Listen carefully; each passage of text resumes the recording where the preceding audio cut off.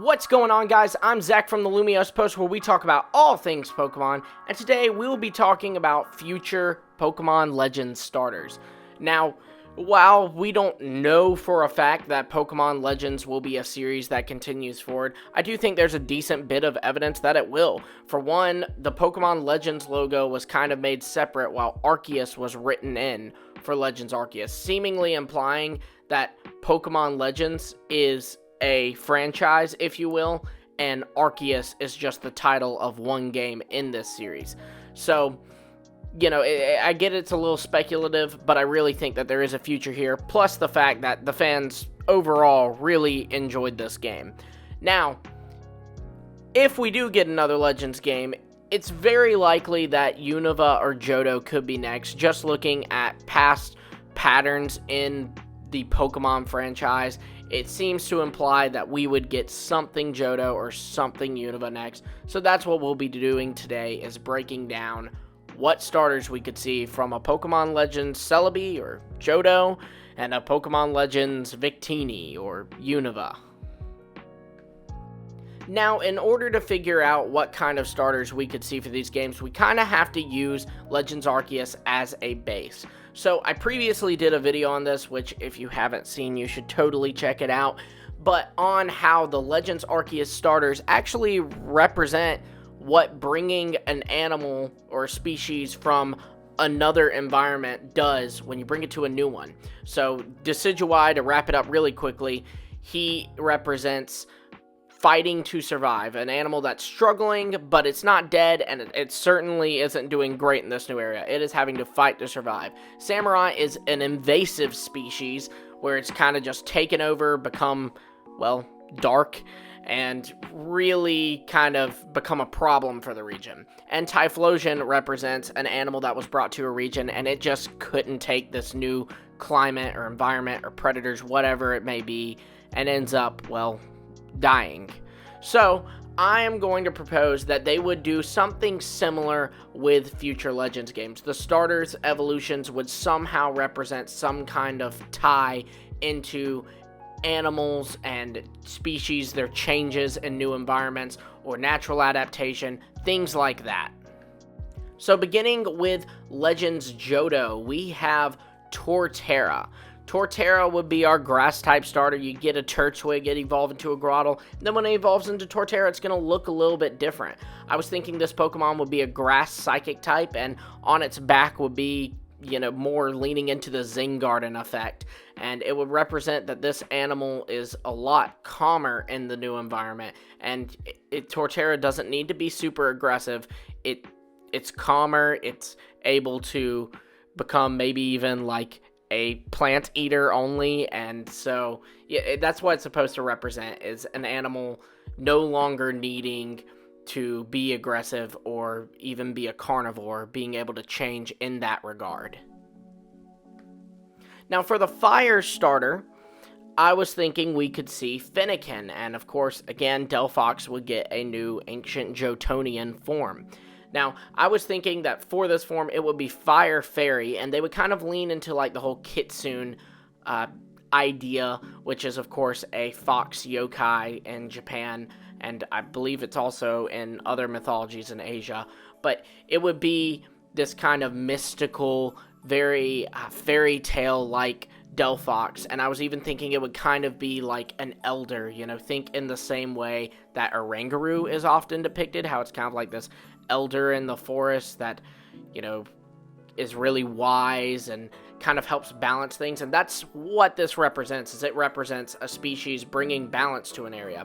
Now, while it doesn't work a lot of the times, very often in history, humans have brought a species to an area to try to balance out an overgrown population in that area. Like, for example, in Hawaii, people brought mongooses to Hawaii to try to balance out the rat population. Now, it didn't work, and both ended up becoming invasive, but the idea behind this Delphox is an example of this, where it actually does indeed work. Now, for the water starter for Legends Johto, I was thinking we could actually see Sobble, and Inteleon would be, instead of a spy, a water-fighting assassin. So this Pokemon would focus much more on hand-to-hand combat instead of the whole shooting with the fingers thing. It actually mentions in Inteleon's Pokedex entry that it has a knife hidden in its tail. I was thinking this would kind of come more into play, and you'd see more of that. It'd be more of like a knife wielder, a dagger wielder, instead of a shooter. And this would kind of represent animals having to rely on a different trait of theirs to survive in a new environment.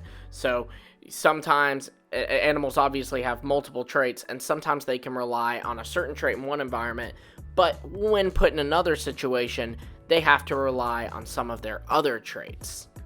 And that is exactly what ancient Johtonian Inteleon would represent here. I feel like overall too, these Pokemon really kind of represent what Johto feels to me, the kind of vibes of it. You know, it's a very Japanese region. Like, obviously the first 4 generations of Pokemon were set in regions based off of Japan, but Johto always felt the strongest in terms of Japanese culture to me, and like the music that plays in the games and all that. So I thought that this should lean in that as well, with Torterra again being a Zen Garden, Delphox leaning into a whole Kitsune and Wise Elder thing, so a Japanese creature, and then Inteleon being a water fighting assassin, so a little bit less secret agent, more ninja-like. Now let's move into Unova, Ancient Unova, whatever you want to call it, Legends Unova. So for the grass starter, I once again pulled from Kalos and picked up Chespin. I was thinking that Chestnut could become a grass ground type, losing its shell, becoming a faster, leaner, more burrowing animal, so it would dig around and stuff. And I was thinking this could represent an animal losing a trait it no longer needs in an environment. We see this a lot in the real world, where animals, like slugs for example, some of them, there's evidence that they actually used to have shells, and they no longer have them anymore. Obviously there are snails, but there are some slugs that do not have them anymore. This is actually something that we see in the Pokemon world, with them mentioning that Gastrodon used to have a shell. I was thinking they could do the same thing with Chestnut, where it's now able to lose its shell to become a much faster, leaner, and quicker Pokemon. Now for the fire starter, I actually pulled from Galar again, and I was thinking that we could see Scorbunny, and you know, in Scorbunny's initial reveal, we saw it running, and that's kind of how they introduced it, was they showed its feet running, and as its feet would leave the ground, you'd see a little spark of ember. And I was thinking, let's lean into this trait and have Cinderace become a fire electric type. I was thinking that, just kind of to be a little punny, you could make Cinderace a football player, so instead of a football as in soccer player, it would be like American football. Just because, you know, there's that whole play on words. In America, football is the one with the ball that you throw, and in Europe, football is the one that Americans know as soccer, where you're kicking the ball. I was thinking it'd be kind of punny to have Cinderace change from one version of football to the other. And what this is supposed to represent is an animal's already present traits growing further in a new environment. So Cinderace's ability to run, and kind of, like I said, those flames leaving the ground as it runs, this grows even further, and it's running even faster. Now those sparks aren't just sparks of flames, they're sparks of electricity. Now for the water starter, we actually have one from Kanto, and that is Squirtle. I was thinking that Blastoise could become a water steel type, and I was thinking the design could kind of reference its Mega Evolution in the same way that, say, Gigantamax Gengar in both design and its signature G-Max move represents the ability of and the design of Mega Gengar. I wanted the same thing with Blastoise, just instead of the 2 cannons on its arms as a Mega, it has that one big cannon on the top of its shell, and its shell becomes much more steely, harder, more supportive of that giant cannon. Obviously, this means that Blastoise will be becoming a water steel type, and what this is supposed to represent is an animal with a trait that changes to be different, but not necessarily lesser or greater. It just literally adapts to fit the environment a little bit better. I think that would be really cool, and overall this would make Chestnut a grass ground type, Cinderace a fire electric type, and Blastoise a water steel type as our starters for the Ancient Unova, Legends Unova region. What this is kind of supposed to represent as well, because like the Johto starters that I came up with, I feel really fit Johto well and what Johto represents. Here, it represents a whole thing of Pokemon kind of just really changing and leaning into traits that are a bit different for it, or a bit different in the way it's used now, in the same way that Unova was a soft reboot for the franchise. So it was Pokemon really trying something new with their franchise. This would be these starters really trying something new as well.